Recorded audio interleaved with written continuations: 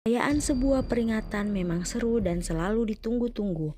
Bahkan sebuah festival itu dijadikan tempat berkumpulnya semua orang dari berbagai latar belakang dan usia. Namun apa jadinya jika festival itu menjadi tempat para kanibal buruk rupa untuk membalas dendam atas perilaku pihak berwajib yang menahan salah satu dari mereka? Banyak darah dan nyawa yang hilang pada malam perayaan festival orang gunung saat itu. Selamat menonton film. Inilah Wonton 5.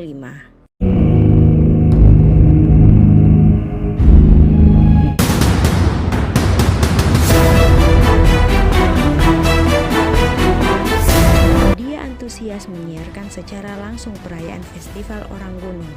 Di sana juga terlihat banyak orang yang memakai kostum orang gunung.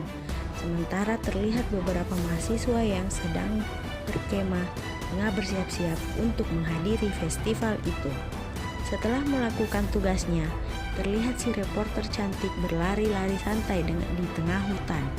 Di sana dia dihadang oleh beberapa orang gunung. Dia mengira itu hanya kostum yang anak muda gunakan, namun dia salah. Mereka orang gunung yang sesungguhnya. Dia lalu dibunuh oleh Pak Botak yang merupakan bapak angkat dari orang gunung tersebut. Si Pak Botak lalu memerintahkan anak-anaknya untuk membawa jasa reporter cantik itu ke rumahnya. Dan pada saat di rumah, dia meminta anak-anaknya untuk memasak daging si reporter cantik. Anak-anaknya dengan senang hati melakukannya. Terlihat mobil polisi yang dikendarai dua serif, Serif Intan dan Serif Jono. Mereka berdua sedang patroli hutan. Di sana Serif Intan sedang bahagia karena suaminya menelpon dan mengingatkan untuk makan. Sementara di arah yang berbeda, Billy dan kawan-kawan sudah menuju ke arah festival orang gunung. Di dalam mobil, Billy yang sedang menyetir tidak fokus dengan jalanan. Dia lantas menabrak seorang pria yang hendak melintas. Mobil Billy yang tadinya hilang kendali menabrak pohon. Billy dan temannya segera keluar dari mobil. Si pirang lalu berkata, apakah pria yang hampir tertabrak baik-baik saja? Billy dan dua temannya mendekati pria yang tergeletak di aspal, mencoba untuk mengecek kondisinya. Namun pada saat Billy hendak membalikan badan si pria itu yang merupakan Pak Botak langsung mengiris lengan Billy dengan pisau. Teman-teman Billy yang melihat itu langsung mengeroyok Pak Tua. Anak-anak Pak Tua yang sedang bersembunyi di atas bukit terlihat sangat kesal karena bapak mereka dipukuli Billy dan kawannya. Si Serif kebetulan melintas di sana. Mereka segera turun dan menodongkan senjata pada Billy dan kawannya. Dia meminta Billy untuk berjalan mundur ke arahnya. Serif Intan juga memerintahkan Pak Botak untuk segera bangun dan berjalan menuju mobilnya. Anak-anak gunung menyaksikan Pak Botak diborgol dan dibawa ke kantor polisi. Serif Intan meminta Serif Jono untuk berjaga di mobil Billy sampai mobil derek tiba. Lalu dia dan mobil tahanan kembali ke kantor. Anak-anak gunung itu melihat Serif Jono sendirian. Mereka lalu menyerang Serif Jono secara sadis dan brutal hingga Serif Jono tewas. Di kantor polisi, Serif Intan membebaskan teman-teman Billy, namun dia masih menahan Billy karena kepemilikan narkoba. Teman-teman Billy lalu pergi mencari motel untuk mereka beristirahat. Pak Botak juga meminta Serif Intan untuk membebaskannya. Namun Serif Intan berkata itu mustahil karena Pak Botak terbukti menyerang Billy dengan pisau. Di area festival, para kru TV sedang menunggu kehadiran reporter cantik yang mereka tidak tahu sudah tewas. Terpaksa kru itu menggantikan si reporter. Namun pada saat siaran berlangsung, terlihat seorang anak gunung melintas dan masuk kamera. Dia mungkin saja mencari keberadaan Pak Botak. Kembali ke kantor Serif.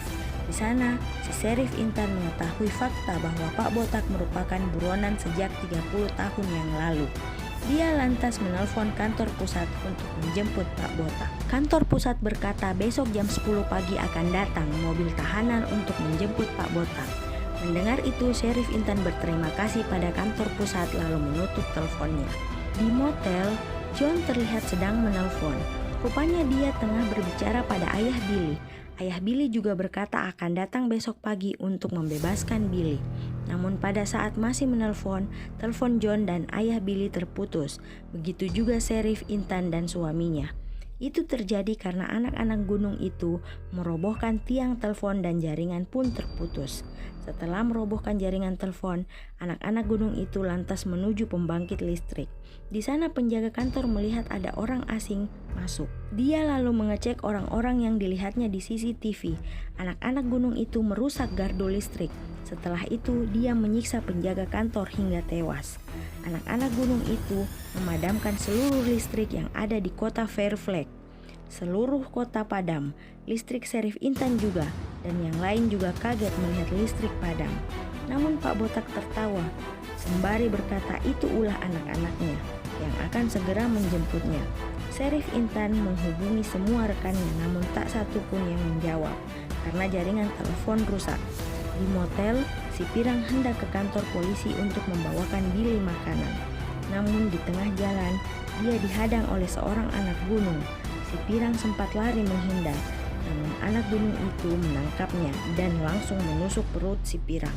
Si Pirang tewas seketika, namun John yang juga akan pergi ke kantor polisi tidak melihat si Pirang dihabisi oleh anak gunung. Saat John sampai di kantor polisi, Sheriff Intan memintanya kembali ke motel, namun dia malah bingung karena si Pirang belum ada di sana. John berkata, Pirang pergi beberapa menit sebelum dirinya. Pak Botak berkata, mungkin anak-anaknya sudah memakan daging si Pirang. John berkata pada Sheriff untuk mengizinkannya tetap di sana untuk berjaga-jaga. Kalau kata Pak Botak benar, si Sheriff mengizinkan John untuk tetap di kantor. Di motel, Gus sedang membuka pintu yang diketuk. Rupanya, anak-anak gunung yang mengetuk. Gus berkata, kau salah kamar, dan kembali menutup pintu kamarnya. Belum lama, pintu diketuk lagi. Gus yang emosi membuka pintu itu lagi. Sambil marah, dia memaki dua orang gunung di hadapannya. Dua orang gunung itu langsung meringkus Gus dan membawanya pergi. Lita yang ada di kamar mandi bertanya pada Gus, namun Gus tidak menjawab. Merasa ada yang tidak beres, Lita segera memakai pakaiannya lalu segera mengecek keadaan di luar. Belum lagi Lita keluar, dia melihat seorang anak gunung menuju kamar mandi. Dia lalu mengambil besi jemuran dan bersembunyi di belakang pintu. Saat anak gunung membuka pintu, dia tidak melihat siapapun. Dia lalu memeriksa isi lemari cermin. Saat menutup lemari itu, Lita dengan cepat memukul kepala orang gunung. Orang gunung ambruk, namun dia masih bisa menarik kaki Lita yang berlari keluar dari kamar mandi. Lita melakukan perlawanan. Dia juga sempat menusuk lengan anak gunung dengan pisau milik John yang tadi terjatuh. Lalu dia segera keluar dari kamar motel. Sheriff Intan melihat seseorang yang mengetuk pintu, dan itu suaminya. Dia segera membuka pintu. Suaminya hanya mampir membawa lilin untuk istrinya, lalu dia segera pulang. Billy dan John mengira yang datang adalah si Pirang. Mereka menjadi kecewa. Di tempat lain, Gus berteriak minta tolong pada siapapun karena dia dalam kondisi mengenaskan. Gus lalu disiksa oleh anak gunung hingga pingsan. Setelah itu, anak gunung terlihat melintas di depan kantor Sheriff. Dia rupanya menurunkan Gus yang sudah tak berdaya. Sheriff yang melihat langsung keluar, namun terlambat. Anak gunung itu lalu melindas Gus hingga tewas. Mereka yang ada di sana merasa ngeri dengan keganasan anak-anak gunung itu. Sheriff lalu meminta Mose untuk membantunya mengangkat jasad Gus ke pinggir jalan. Setelah itu, Sheriff yang marah terlihat mengarah ke Bapak Botak. Pak Botak berkata lepaskan dia dan semua akan selamat. Namun Sheriff tidak mau membebaskannya. Sheriff malah membebaskan Billy, lalu memberikan Billy semua senjata untuk berjaga-jaga. Sheriff lalu meminta Mose untuk waspada sembari dia akan masuk ke toko sebelah untuk mencari radio dan meminta bantuan. Di dalam toko, Sheriff terlihat menyalakan genset lalu mulai mengaktifkan radio. Seorang anak gunung terlihat masuk ke toko yang sama dengan Sheriff. Sheriff terhubung dengan seorang remaja. Di sana dia meminta remaja itu untuk menelpon polisi untuk menolong mereka. Namun si remaja tertawa lebar sembari berkata, Sheriff mabuk dan bercanda. Karena di Fairlake memang banyak orang berkostum orang gunung. Sheriff menjelaskan kalau dia benar-benar butuh bantuan. Di luar sana, Lita terlihat sedang mengetuk pintu kantor Sheriff. Mose yang panik langsung menembak pintu yang nyaris mengenai Lita. Sheriff yang mendengar suara tembakan mengakhiri komunikasi di radio dan segera mengecek apa yang terjadi di luar. Billy merebut senjata Mose sembari berkata, "Bagaimana kalau yang di luar itu sheriff?"